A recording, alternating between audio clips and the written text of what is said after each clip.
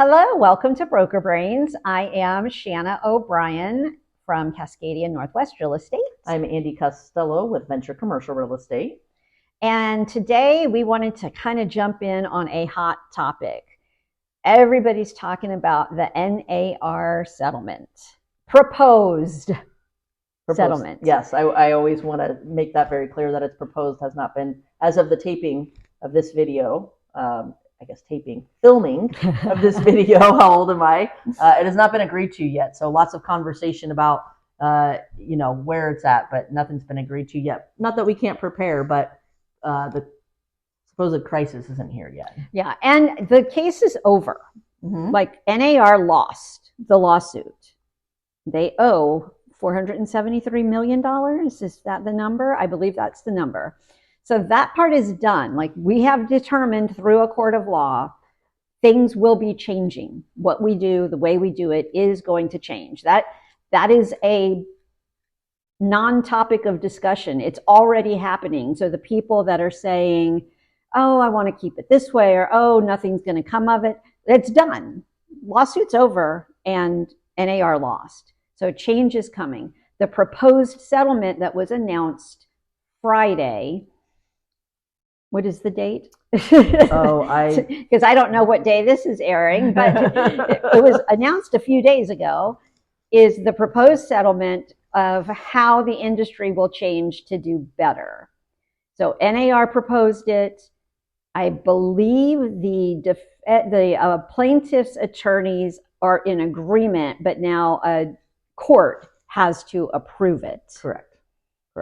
And some of the big takes on that are using buyer service agreements, buyer agency, having every buyer have a contract with their agent, separating, or as Annie Fitzsimmons likes to say, uncoupling the commission for the listing agent separate from the commission for the buyer's agent. Our industry has historically been one commission amount, buyer's agents gets a cut from the seller's agent. That is changing. It's going to be two separate commissions that the seller can negotiate. And then the third leg of that stool, as we were talking about earlier, was not publishing the buyer's agency commissions. Not publishing BAC anymore. So just because the BAC is going away in the MLS, and of note, that was only in MLS systems owned by NAR, which is our MLS, not Northwest MLS. I think Northwest MLS, I don't know if they do publish it. So they do. Mm-hmm. So that's going to be a change that's going to happen. And we're talking about Washington and Oregon, but these changes are going into place nationwide. And people are just freaking out. And they are. And I want to just be clear that this is really primarily impacting residential side of the business. In commercial, not really a whole lot's changed. I don't see my BACs in our system called CoStar. So I'm always either calling, or if they don't answer the phone, just hoping what I put in there is what the commission is. I love that. I love that as a segue, because you're already living in the reality of the thing that all the residential agents are freaking out about, which is not publishing the buyer's agent commission. Correct. Yeah. So in commercial, that's already a thing. You don't see that. I don't see it. I don't know it. And right now, if I write an offer and it's my commission I put in there is less than what they're getting, I notice it on the settlement statement, and I'm like, that guy really screwed me out of commission, because that's happened to me before. Okay. So, I wrote in a 3% commission. His commission was 7.5%. He didn't do 50-50.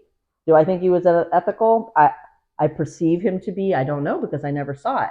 But it's happened to me. And, yes, I try to ask, you hope the other side's going to be honest about what's in their agreement. Yeah. It'll be interesting to see how the audits go. But yeah, I mean, I'm already operating in this world where I don't really ever know what my buyer's agent's commissions is. I either call them, or if I do, commercial agents are hard to get a hold of. So if I have to write a very quick offer, I'm just putting in there what I think the commission should be. Okay. And then that becomes negotiable, just like everything else, when the seller receives your offer. Yeah. Yeah. And when it comes to leasing, I never know what my commissions are there either. And I will tell clients, if I'm not compensated by the landlord, I'll let you know. And then that's got to come out of your pocket. And then I'm telling them, okay, this is about what the commission would be. You can either choose to pay me, or we can just stop this conversation right now, because I don't work for free. Yeah. And nobody's expecting us to work for free. That's Right. everybody's freaking 100%. out, saying if the seller doesn't offer a commission, as a buyer's agent, I'm still ethically obligated to show my client that house. No, you're not. Yep. You're not obligated to work for free. And people, and it is a touchy subject, because what if you have a VA buyer who is working with a zero down, who is asking the seller to pay their closing costs, and now you're going to ask them to pay your commission? It's a touchy situation, but is it any less ethical or morally ambiguous than a doctor not providing health care because he doesn't take your insurance? I think not being willing to talk about the money is a big thing, and just glossing it over. I always struggled when agents were like, oh, it's, you don't pay me anything to help you buy a house. I always thought that was misrepresenting the truth. It was. The buyer is paying in the total cost of the purchase of the house. They're financing part of the commission of their buyer's agent.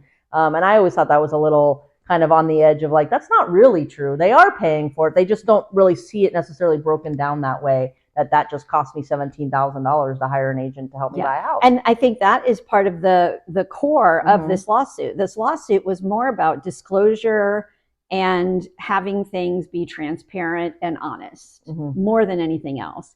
The price fixing aspect, I don't really.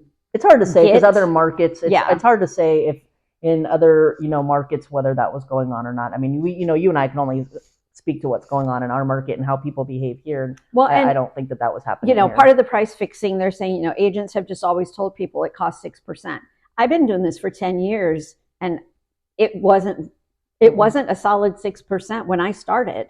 People were already coming in lower. Well, even now, I've heard agents tell me that they charge, some, if you're maybe a higher end, you're staging, paying for all that, you might charge 7 or 8%. Whereas, some other firms might charge less than that. I mean, in commercial, it's all negotiable. We're anywhere from 2 to 6%, maybe 10%, depending on the price of the property. Business brokers, they charge around 10%. So, it's it's all negotiable, right? It's all negotiable. What do you think your worth is, and what is the seller going to negotiate? Now, what is the buyer going to negotiate? Now they just have an opportunity to negotiate, which they didn't have before. But that's not even real, because it was always negotiable. I mean, it's always been negotiable.